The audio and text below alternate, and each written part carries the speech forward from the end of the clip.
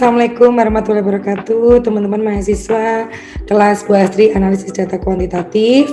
Alhamdulillah ya, kita bertemu kembali di pertemuan kedua gitu ya, kuliah analisis data kuantitatif. Yang pertemuan minggu lalu kita sudah membahas apa saja yang akan kita pelajari dalam mata kuliah analisis data kuantitatif semester 5 ini gitu ya. Harapannya teman-teman meskipun kita masih di suasana bersedih, pandemi, belum bisa kuliah secara luring, harapannya semangat teman-teman untuk belajar memahami tentang analisis data kuantitatif tetap ada gitu ya. Kalau nanti Bu Astri akan menyajikan banyak video tutorial yang itu bisa mempermudah teman-teman dalam belajar. Oke, pada pertemuan kali ini Bu Astri masih akan membahas sebelum kita nanti praktek praktek untuk analisis data dengan SPSS, bagaimana cara install dan cara penggunaan SPSS.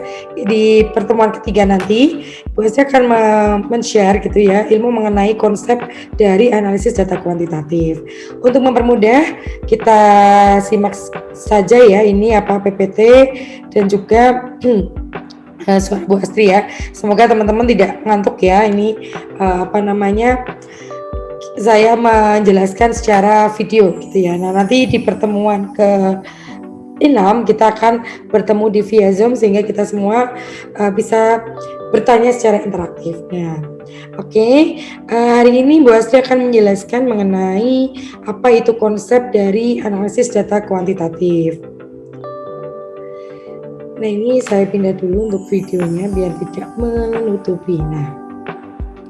Nah, ini karena data kuantitatif itu adalah informasi yang diungkapkan melalui angka bukan kata-kata seperti halnya data yang terdapat pada penelitian kualitatif, maka analisis data kuantitatif selalu berkenaan dengan statistical procedure atau prosedur statistik. Nah, karena oleh sebab itu, analisis data kuantitatif tidak lain adalah prosedur statistik atau analisis statistik itu sendiri. Nah, biar lebih paham teman-teman bisa mengamati bagian ini ya. Nah, ini kita ulang lagi meskipun ini kemarin sudah Bu Astri sedikit singgung di kuliah metodologi penelitian kuantitatif. Nah, ini kegunaan statistika yaitu 1. Mengumpulkan data, 2. Menyajikan data, ketiga menganalisis data dengan metode tertentu, dan yang keempat menginterpretasikan hasil analisis. Nah, untuk poin pertama mengumpulkan data, teman-teman sudah pelajari di semester lalu yaitu pada kuliah metodologi penelitian kuantitatif yang teman-teman belajar mengenai bagaimana sih cara membuat proposal, bagaimana sih cara membuat instrumen penelitian, dan bagaimana cara teman-teman mengambil data di lapangan. Kita akan belajar mengenai 3 poin berikutnya, yaitu bagaimana cara menyajikan data, menganalisis data dengan metode tertentu, dan juga bagaimana menginterpretasikan hasil analisis. Nah, poin dari 4 kegunaan statistika ini dapat ditempuh gitu ya dengan melalui 2 fase. Yang pertama adalah fase statistika deskriptif, dan yang kedua adalah statistika inferensi. Nah, ini statistika deskriptif itu berkenaan dengan pengumpulan, pengolahan, dan penyajian sebagian atau seluruh data pengamatan tanpa pengambilan kesimpulan. Jadi statistika deskriptif itu pada tahap pengumpulan, pengolahan, dan penyajian sebagian atau seluruh data pengamatan, artinya data yang kalian peroleh di lapangan dengan kuesioner atau dengan angket tanpa pengambilan kesimpulan. Jadi hanya mendeskripsikan, hanya melihat, hanya menyajikan data itu secara persentase.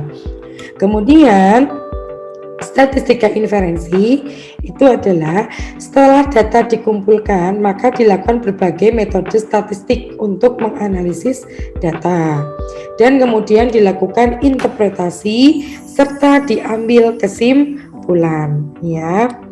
Statistika inferensi akan menghasilkan generalisasi jika sampel representatif. Jadi ini nanti semua analisis itu sudah ada toolsnya di SPSS. Tinggal kita menyesuaikan apa yang ingin kita cari, analisis apa yang akan kita gunakan untuk menjawab pertanyaan penelitian kita. Oke, kita lanjutkan ya. Nah, ini kaitannya dengan statistika dan metode ilmiah. Metode ilmiah itu adalah salah satu cara mencari kebenaran yang bila ditinjau dari segi penerapannya, risiko untuk keliru paling kecil.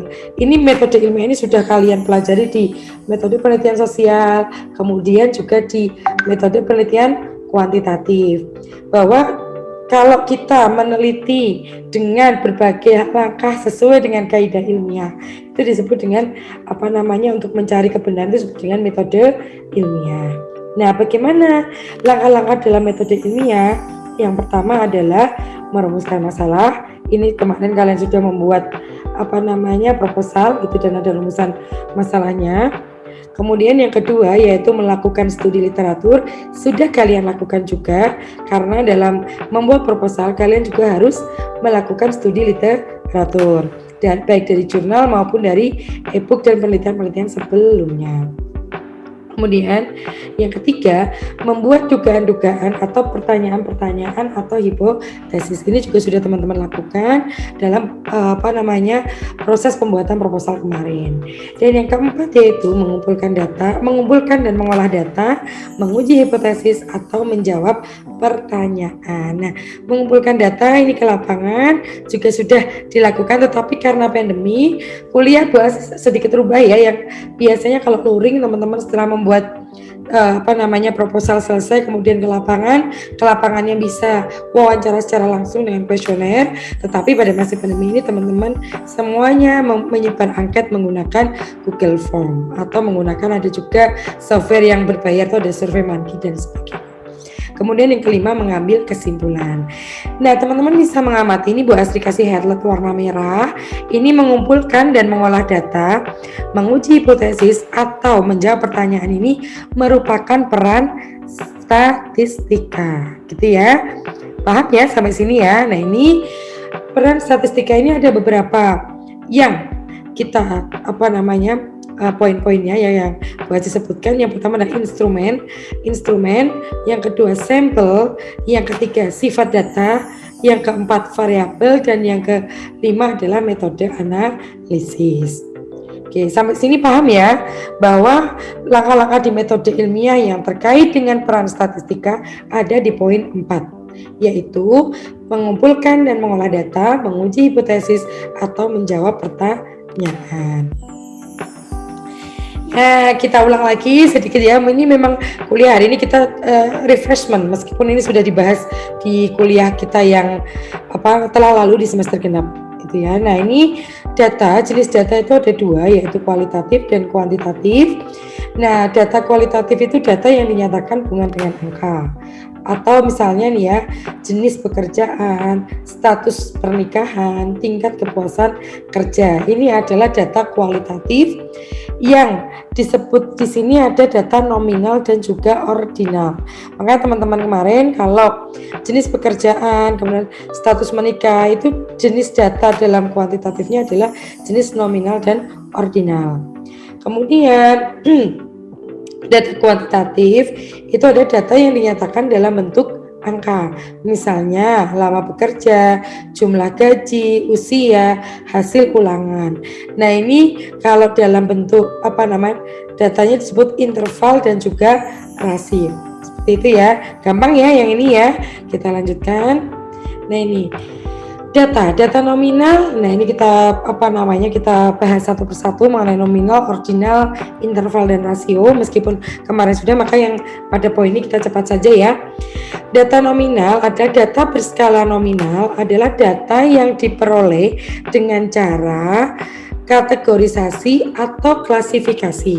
Cirinya ya, posisi data setara, tidak bisa dilakukan operasi matematika, ditambah, dikurangi, dikali, dan dibagi.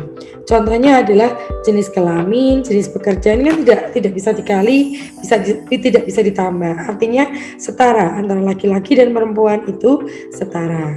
Itu disebut sebagai data nominal, gitu ya. Kemudian yang kedua, data ordinal adalah data berskala ordinal. Itu adalah data yang diperoleh dengan cara kategorisasi atau klasifikasi. Tetapi di antara data tersebut terdapat hubungan. Misalnya ini cirinya, posisi data tidak setara. Kemudian yang kedua, tidak bisa dilakukan operasi matematika. Ini sama juga ya, seperti tambah, dikurangi, perkalian atau pembagian. Contohnya kepuasan kerja dan juga motivasi kerja. Ini untuk yang data ordinal. Kita lanjut lagi ke selanjutnya, yaitu data interval. Nah, data berskala interval ini adalah data yang diperoleh dengan cara pengukuran, di mana jarak antara dua titik skala sudah diketahui. Cirinya, data interval itu tidak ada kategorisasi. Bisa dilakukan operasi matematika, baik ditambah ataupun dikurangi, dikali ataupun dibagi. Sebagai contoh yaitu temperatur yang diukur berdasarkan derajat Celcius atau derajat Fahrenheit dalam sistem, atau kemudian sistem kalender disebut sebagai data interval. Kemudian kita bahas selanjutnya yaitu mengenai data rasio.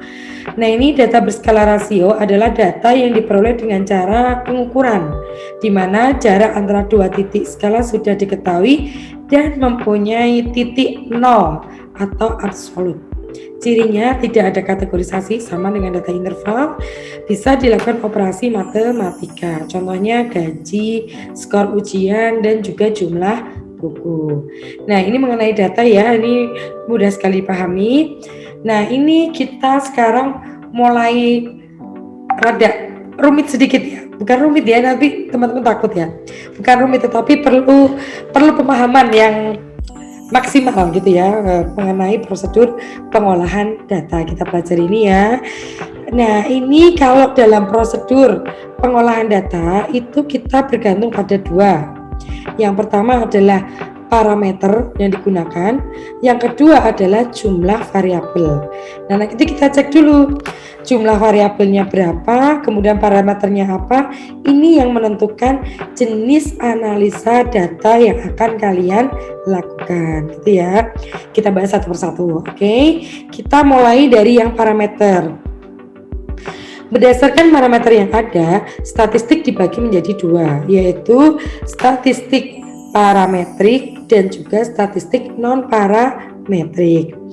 Nah, statistik parametrik ini berhubungan dengan inferensi statistik yang membahas parameter-parameter seperti populasi, jenis data interval atau rasio, distribusi data normal atau mendekati normal.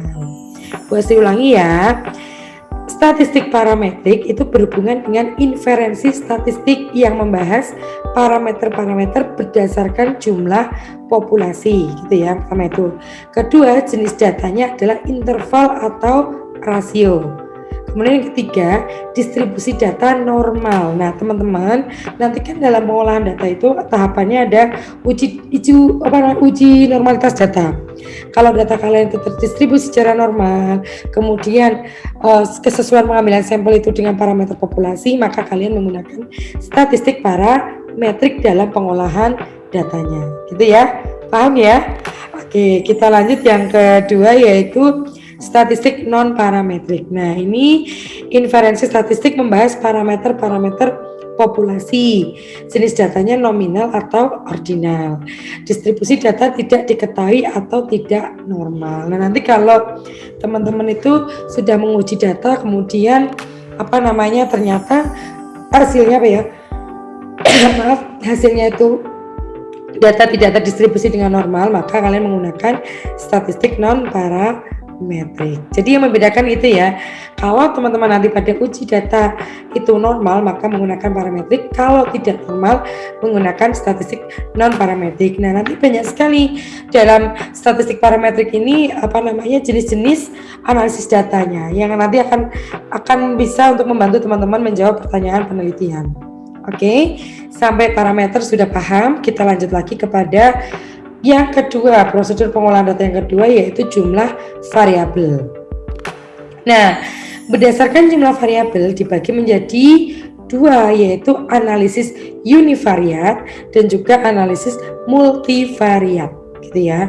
Analisis univariat hanya ada satu pengukuran atau variabel untuk N itu jumlah tertentu sampel atau beberapa variabel, tetapi masing-masing variabel dianalisis sendiri-sendiri. Nah ini ya, jadi univariat itu adalah hanya ada satu pengukuran variabel untuk N sampel atau beberapa variabel, tetapi masing-masing variabel dianalisis sendiri-sendiri. Sebagai contoh adalah korelasi motivasi dengan pencapaian akademik. Nah, ini ada dua variabel ya, tapi diukur sendiri-sendiri gitu ya. Yaitu ada motivasi dan juga pencapaian akademik. Oke, sampai sini paham? Kita lanjut lagi kepada analisis multivariat. Nah, dua atau lebih pengukuran variabel untuk sampel di mana analisis antar variabel dilakukan bersamaan. Nah, kalau multivariat ini dua atau lebih pengukuran variabel itu analisisnya bersama-sama. Beda ya dengan univariat. Kalau univariat tadi kan dianalisis satu persatu variabelnya, tetapi kalau multivariat ini dua variabel atau lebih itu ya, kemudian dilakukan analisis secara bersamaan. Sebagai contoh, pengaruh motivasi terhadap pencapaian akademik yang dipengaruhi oleh faktor latar belakang pendidikan, orang tua, faktor sosial ekonomi, dan juga faktor sekolah. Jadi ini nanti dianalisis secara bersama-sama. Sudah paham ya teman-teman ya sampai sini ya. Nanti kalau tidak paham bisa ini kita diskusi di room WA grup kita. Oke, kita lanjut lagi. Nah, ini teman-teman untuk selanjutnya penyajian data. Nah, penyajian data dalam penelitian kuantitatif ini ada beberapa. Yang pertama ada tabel. Nah, ini tabel ini adalah tabel nanti kalau teman-teman olah data di SPSS, maka akan muncul tabel seperti ini. Nah, ini tinggal di copy dipindah kepada laman Word kalian. Nah, misal tabel ini seperti ini ya, bidang pekerjaan berdasarkan latar belakang pendidikan. Perhikon itu perhitungannya. Ini ada bidang pekerjaan, ada administrasi, personalia, produksi, marketing, dan sebagainya. Ini bentuknya adalah tabel. Kemudian yang kedua adalah bentuknya grafik. Nah, ini bidang pekerjaan, administrasi, personalia, dan sebagainya berdasarkan pada tingkat pendidikan. Nah, ini teman-teman bisa melihat. Ini gampang ya teman-teman, sepertinya sudah paham. Nah, kemudian yang kedua, yang berikutnya, mohon maaf, itu adalah bagaimana kalian membuat tabel. Nah, ini sebenarnya kalau di SPSS itu sudah ada muncul sendiri gitu ya.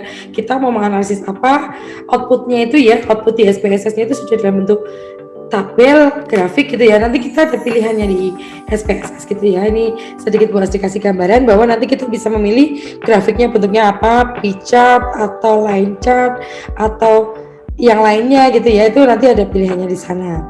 Nah, kalau tabel ini sebenarnya kita tidak membuat secara manual, tetapi kita nanti sudah ada tabel yang jadi dari output SPSS. Nah, ini fungsi dari tabel itu memberikan informasi secara rinci terdiri dari kolom dan baris. Nah, ini kolom itu yang vertikal ini, baris yang horizontal. Nah, itu ya, paham ya ini. Kemudian grafik. Nah, grafik ini memberikan informasi gitu ya dengan benar dan cepat, tetapi tidak rinci. Jadi antara grafik dengan tabel itu lebih rinci yang tabel.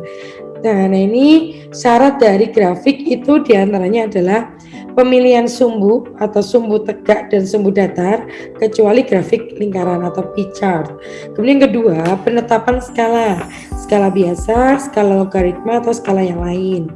Kemudian yang ketiga adalah ukuran grafik, tidak terlalu besar, tinggi, dan pendek. Nah, ini adalah sumbu yang ke atas, ini adalah sumbu Y atau sumbu tegak. Yang 0 ini ada titik pangkal, ini sumbu datar. Nah, ini nanti teman-teman, nah ini yang Bu Asti sebutkan tadi, itu ada beberapa jenis grafik, ada grafik batang, grafik garis, lingkaran, dan juga interaktif. Nanti teman-teman tinggal bisa memilih dan sudah ada di output, teman-teman tinggal mengcopy di Word seperti itu ya untuk hasil olah analisis datanya. Kita lanjut lagi. Nah, ini gambarannya tadi ya, bar itu yang seperti ini. Ini kemudian yang P chart seperti ini, line chart seperti ini, dan juga interaktif seperti ini. Teman-teman biar bisa ada gambarannya. Oke, kita lanjut lagi ya. Nah, nanti teman-teman di analisis data kuantitatif itu nanti ada ketika diklik analyze itu maka nanti ada analis apa secara frekuensi atau apa deskriptif atau dan yang lainnya atau ada pilihannya. Nah, untuk mengetahui itu semua, apa sih yang disebut dengan frekuensi? Nah, frekuensi ini adalah banyaknya data untuk satu kelompok atau klasifikasi. Misalnya nih ya, kelompok ke-1 F1, kelompok kedua F2, kelompok ketiga F3, kelompok ke-I FI, kelompok ke-K ada FK. N jumlahnya maka AK sigma FI, I adalah sama dengan 1. Nah, ini rumus ya. Jadi pendidikan misalnya S1 frekuensinya 62, S2 19, S3 9, maka jumlah totalnya adalah 90. Jadi frekuensi itu ada banyaknya data untuk satu kelompok klasifikasi. Itu adalah frekuensi.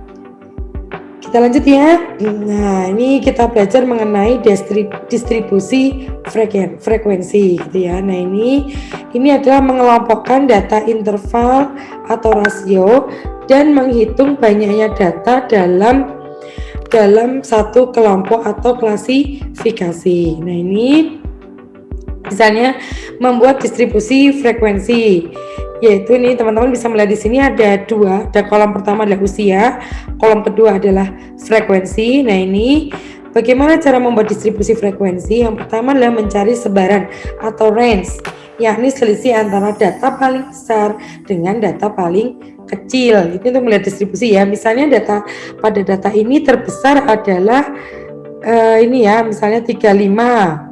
Contohnya 35 dan terendah 20, maka range-nya adalah 15.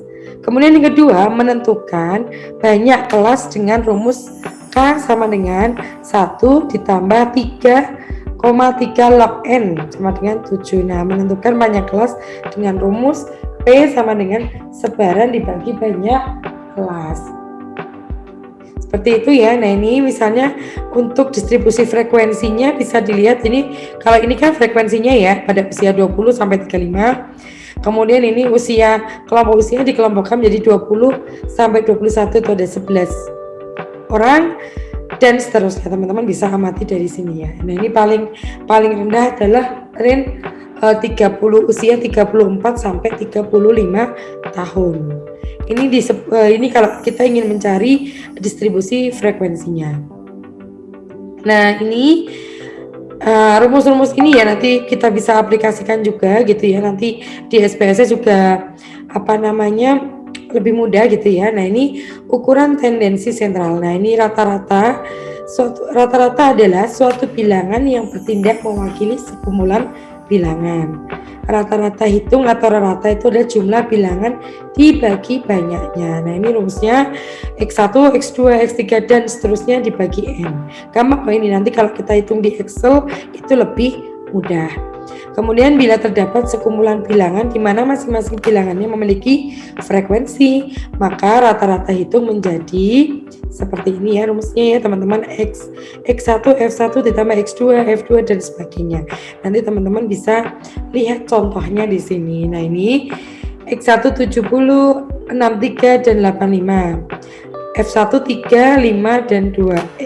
XI kali FI ya, maaf tadi XI ya, itu maka 210, 315 dan 170.